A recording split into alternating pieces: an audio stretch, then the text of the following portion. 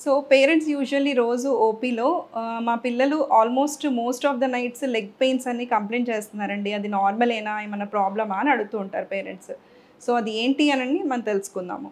Usually pains నైట్‌లో ఉంటాయి అని అనుకున్నా కూడా ఆ సింప్టమ్స్ అనేవి లేట్ ఈవినింగ్ నుంచి మొదలవ్వొచ్చనమాట. నైట్‌కి వెళ్ళేసరికి అది ఇంకా సివియారిటీ అనేది పెరుగుతుంది. సో దీనికి రీజన్స్ ఏంటి? కారణాలేంటి అనంటే ఫస్ట్ థింగ్ ఇవి కనిపించేది 2 ఇయర్స్ టు 10 ఇయర్స్ మధ్యలో కిడ్స్‌లో ఎక్కువగా మనకు కనిపిస్తుంది. ఎందుకు అనంటే ఆ టైంలో వాళ్ళు ఫిజికల్లీ చాలా యాక్టివ్‌గా ఉంటారు. రోజంతా వాళ్ళసలు కూర్చోకుండా తిరుగుతూనే ఉంటారు, ఆడుతూనే ఉంటారు. అదే స్కూల్‌కెళ్ళే పిల్లలైతే మీకు తెలిసిందే వాళ్ళ అల్లరి.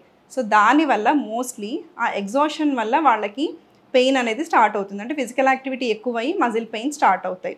నెక్స్ట్ థింగ్ వచ్చేసి ఏంటి అనంటే డీహైడ్రేషన్. సో ఆబ్వియస్‌లీ ఆటల్లో పడిపోయి వాటర్ ఇంటేక్ తగ్గిపోతుంది కాబట్టి డీహైడ్రేషన్ వల్ల పెయిన్ వచ్చే ఛాన్స్ ఉంది. సో మీరు ఇంటికొచ్చిన తర్వాత అట్‌లీస్ట్ స్కూల్‌లో తక్కువ తాగినా ఇంట్లో ప్రాపర్‌గా వాటర్ ఇంటేక్ చూసుకోండి.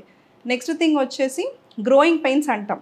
గ్రోయింగ్ పెయిన్స్ అంటే యాక్చువల్లీ మజిల్ పెయిన్సే. అంటే అది వినడానికి ఎలా ఉందంటే మనకి అంటే బోన్స్ కదా సాగుతాయి. సో బోనీ పెయిన్ అనుకుంటాం కానీ అది కూడా మజిల్ పెయినే అనమాట. సో గ్రోయింగ్ పెయిన్స్ అనేవి కూడా వన్ ఆఫ్ ద రీజన్. అంటే మనము బేబీ పెరుగుతూ ఉన్నప్పుడు ఎక్కువ బాడీకి కొన్ని రకాల న్యూట్రియంట్స్, మినరల్స్ అనేవి అవసరం పడతాయి. లైక్ కాల్షియం అనుకోండి, ఐరన్ అనుకోండి. సో వైటమిన్ డి ఇలాంటివన్నీ ఇంపార్టెంట్. సో వీటిలో ఏదైనా డెఫిషియన్సీ ఉన్నా కూడా పిల్లలు రాత్రంతా కాళ్ళ నొప్పులని చెప్పొచ్చు.